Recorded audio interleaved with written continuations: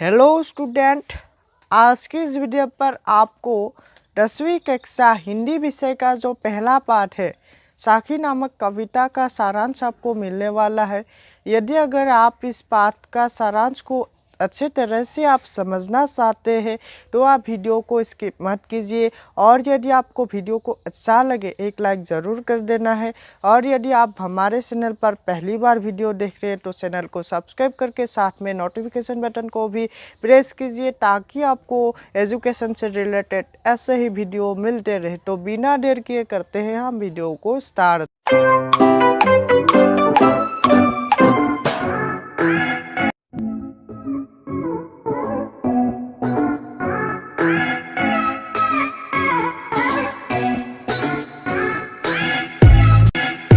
बच्चों, अभी जो है आपको इस पाठ में साखी शब्द को देखने को मिल रहा है। इस कविता का शीर्षक है साखी, और हम ये कहें कि इस कविता को कबीर जी ने लिखा है। और आपके मन में एक सवाल आया होगा कि आखिर कबीर जी इस कविता को लिखते वक्त इस कविता का शीर्षक साखी क्यों दिया है।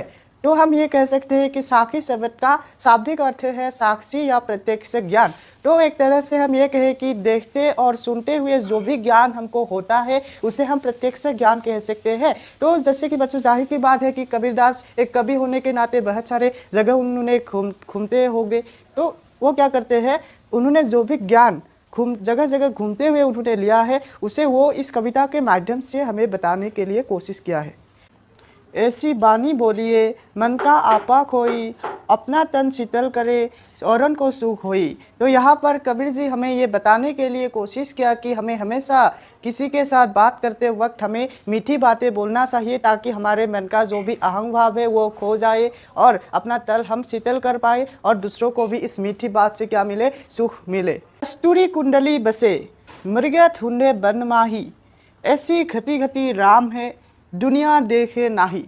तो यहाँ पर कबीर जी हमें ये बताने के लिए कोशिश किया कि मृग के नाभि में एक कस्तूरी नामक पदार्थ होते हैं, जिससे क्या होता है, बहुत एक खुशबू, अच्छा खुशबू निकलता है, सुगंध आता है। लेकिन वो उस जो पदार्थ का सुगंध को मृग वन में ढूंढते रहते हैं।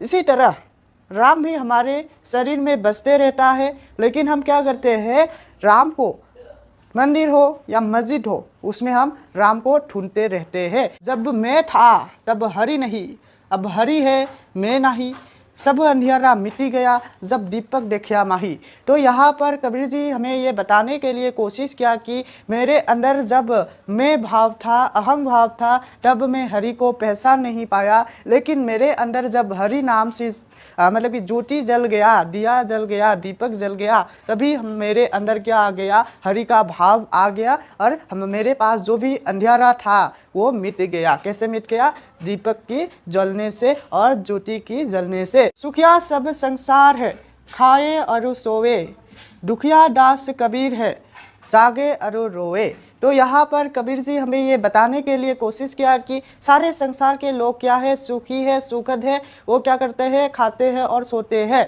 लेकिन कबीर जी किसकी राज है, प्रभु की, राम की। और क्या करता है, वो सिर्फ जगता है और रोता रहता है, क्योंकि उसके अंदर में हरि की पाने की चाहत है, हरि भक्ति की उनमें चाहत है, इसलिए वे जागते हैं और रोते रहते हैं। मेरा फुवंगम तन बसे मंत्र ना लगे कोई, राम वियोगी ना जीवे जीवे तो बोरा होई।